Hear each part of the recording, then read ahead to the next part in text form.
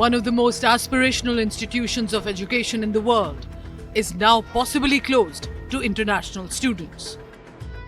In a major blow, the Trump administration has yanked Harvard University's authorization to enroll international students.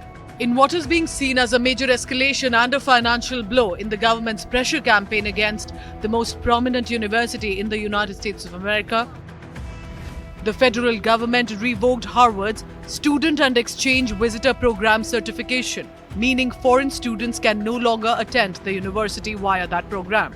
Existing international students must transfer or lose their legal status. Anyone of F or J visa is now prohibited from attending the college.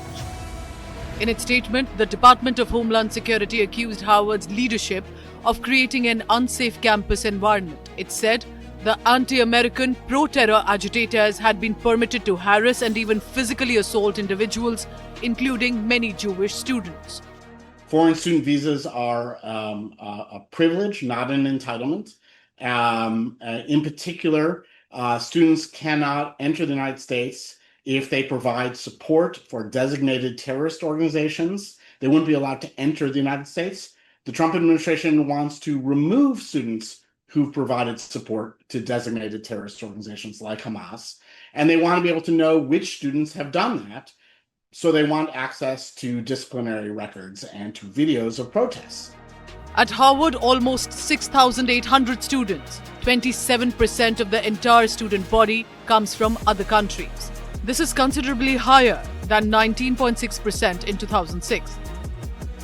Like many American universities, it relies on their tuition payments, which are often full fee, several times higher than what American students pay. In 2024, nearly 22% of Harvard's income was from the fee structure. A foreign student pays up to $87,000 a year in fees. This is inclusive of the tuition, boarding, and lodging. At the university are currently 788 Indian students registered at Harvard's academic program. The Trump administration has, however, left a window open, saying Harvard can be allowed international students again if it provides information on 6 issues within 72 hours. First, all details of illegal activities by non-immigrant students in past 5 years. Second, video evidence of violent activities by these students. Third, video evidence of threats made to others by non-immigrant students again. Fourth, or details of deprivation of rights of other students. Fifth, all disciplinary records of non-immigrant students for past 5 years. And sixth, all evidence of protest activities by students on the campus. The Harvard University has hit back, calling the government's move unlawful and said the school is committed to maintaining its ability to host international students. I know that people think Harvard has over $50 billion in endowment and they're, have this status and this history. That's all true, but the federal government is bigger and richer and will prevail here in this fight. And I think Harvard understands that. And really all that they're doing is positioning for a better deal. And so the litigation that Harvard has been pursuing is just to try to get a better agreement with the administration. The Donald Trump administration has already pulled $9 billion in federal research funding from the Harvard and threatened to revoke its tax-exempt status, citing concerns about anti-Semitism and DEI.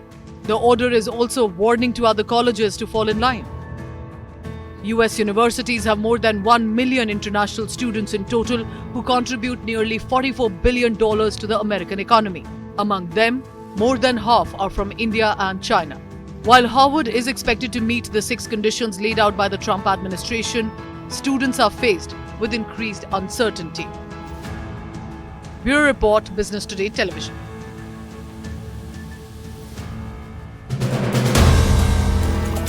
If you like the video, do like, comment, share and subscribe.